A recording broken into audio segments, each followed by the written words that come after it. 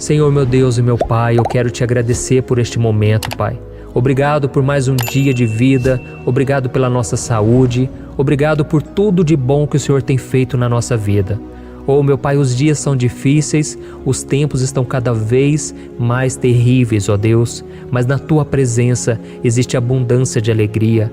Na Tua presença existe delícias perpetuamente, como está escrito na Tua palavra. Senhor, e agora eu te peço, derrama da Tua presença sobre nós, perdoa os nossos pecados, ó Deus, assim como nós temos perdoado os nossos devedores. Jesus, entra na nossa vida. Eu intercedo agora por este irmão e por esta irmã que tem ouvido as minhas orações, mas que ainda não entregou sua vida para Jesus. Jesus, derrama da Tua misericórdia. Não deixe essa pessoa procrastinar, deixar para depois. Mas, Senhor, através do Teu Espírito Santo, convença do pecado. Jesus, nós cremos que Tu és a luz deste mundo, Tu és a alegria que nós precisamos. Por isso eu te peço, preenche o nosso coração, Senhor. Não deixa a gente continuar a nossa vida do jeito que estamos. Quantas vezes, meu Pai, nós quebramos a cara, nós começamos a agir do nosso próprio jeito, no nosso próprio entendimento, e nós esquecemos que o Senhor é quem sabe de tudo e que nós devemos consultá-lo antes de qualquer coisa. Senhor, seja o nosso Deus, seja o nosso Senhor, o nosso Salvador. Guia os nossos passos, meu Pai. A vida de muitos que estão me ouvindo aqui está uma vida bagunçada, uma vida cheia de dívidas, cheia de problemas de relacionamentos, cheia de solidão, de tristeza. Mas Jesus, Tu és aquele que mudou vidas no passado e que continua mudando até hoje. Tu és o mesmo ontem, hoje e eternamente. Por isso eu te peço agora, Jesus, entra nesse coração. Muda, Senhor, totalmente a história dessa pessoa, que ela deixe de ser uma pessoa briguenta, uma pessoa que guarda mágoas, mas que o Senhor coloque o Teu amor, Pai, neste coração. Ajuda-nos, Senhor, a cumprir a Tua vontade. Ajuda-nos, Senhor, também a pregar para os outros, a falar do Teu amor, Senhor, e que tudo comece a partir do nosso próprio testemunho de vida. Senhor, que na nossa própria casa, na nossa família, as pessoas vejam a diferença que o Senhor faz, que as pessoas vejam a luz de Cristo em nós. Oh, Senhor Jesus, muda cada área da nossa vida. Nós não queremos mais viver longe de Ti, mas queremos viver na Tua presença. E que o Senhor coloque também um amor muito grande no nosso coração pela Tua palavra, porque é a Tua palavra que nos transforma, que redime a nossa vida, que nos ajuda a libertar do pecado e a viver em santidade. Oh, meu Pai, desde já eu te agradeço por esta mensagem, por esta oração e pela vida de cada um dos meus irmãos. Em nome de Jesus que eu oro e te agradeço. Amém. Glória a Deus. Irmãos, eu quero ler um versículo que está em 1 Coríntios, capítulo 1, o versículo 21, que diz assim: Na sabedoria de Deus, o mundo não o conheceu por meio da sabedoria humana. Agradou a Deus salvar aqueles que creem por meio da loucura da pregação. Irmãos, é sobre isso que eu quero falar com vocês hoje, a importância da pregação. Assim que Jesus morreu e ressuscitou, a Bíblia diz que começou ali a igreja. A igreja não é um templo, não é um lugar feito por mãos humanas, mas são pessoas comuns, pessoas que foram transformadas pelo Evangelho e que elas formam esse grupo de pessoas conhecido como igreja. E aquela igreja depois de Cristo, ela era conhecida como a igreja primitiva. Se hoje nós temos acesso ao Evangelho, à Bíblia, podemos conhecer Jesus e sermos salvos, foi porque homens e mulheres do passado foram ousados na pregação. Aquelas pessoas acreditavam na pregação e no ensino da Bíblia, que é a palavra de Deus. E da mesma forma, se você deseja estar mais perto do Senhor, você precisa amar a sua palavra, porque o Senhor fala com seus filhos através dela. Então me mostre uma pessoa que estuda a Bíblia, que procura saber mais sobre a palavra de Deus, e eu vou te mostrar uma pessoa que pode crescer espiritualmente.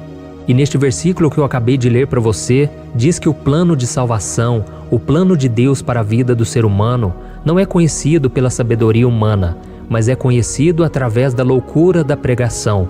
E por que uma loucura? Porque nós, irmãos, nós estávamos perdidos. Cada um estava seguindo o seu próprio caminho. A Bíblia diz que nós estávamos como ovelhas desgarradas, cada um seguindo o seu curso.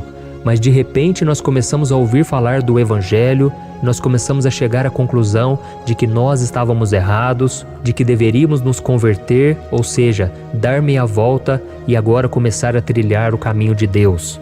E para a sabedoria do homem isso é loucura, porque o homem não gosta de ser confrontado, o homem não gosta de saber que ele está errado.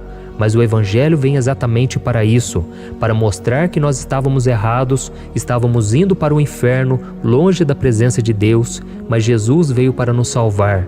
E aqueles que decidem se arrepender e crer em Jesus como o enviado de Deus para a nossa salvação, eles são perdoados e são salvos. Amém?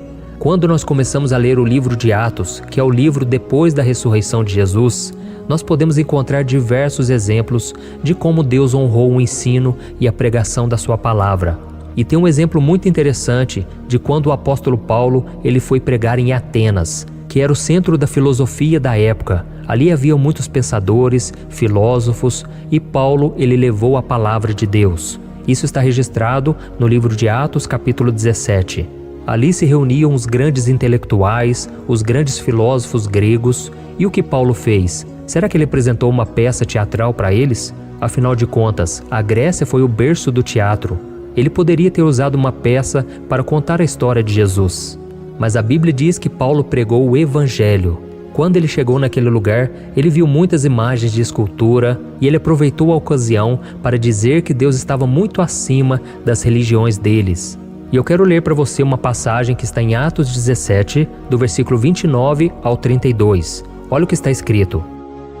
Nós viemos de Deus, por isso não devemos pensar que a divindade é semelhante a uma escultura de ouro, prata ou pedra, feita pela arte e imaginação do homem. No passado, Deus não levou em conta essa ignorância, mas agora ordena que todos, em todo lugar, se arrependam, pois Ele estabeleceu um dia em que há de julgar o mundo com justiça, por meio do seu Filho Jesus, e deu provas disso a todos, ressuscitando-o dentre os mortos. Quando ouviram sobre a ressurreição dos mortos, alguns deles zombaram e outros disseram: a esse respeito, nós o ouviremos outra vez. Olha isso, irmãos, deu para entender porque a pregação é uma loucura? Aquelas pessoas, quando ouviram Paulo dizer que Jesus havia ressuscitado dentre os mortos e que ele era o único meio de salvação, as pessoas começaram a zombar, começaram a deixar Paulo de lado e foram fazer as suas coisas, tocar as suas vidas. Mas se nós continuarmos lendo essa passagem, nós vamos ver que algumas pessoas se converteram. Então, para Deus, irmãos, Ele não está se importando com a multidão. Ele quer saber daqueles que realmente estão dispostos a se arrepender e crer em Jesus como Senhor e Salvador.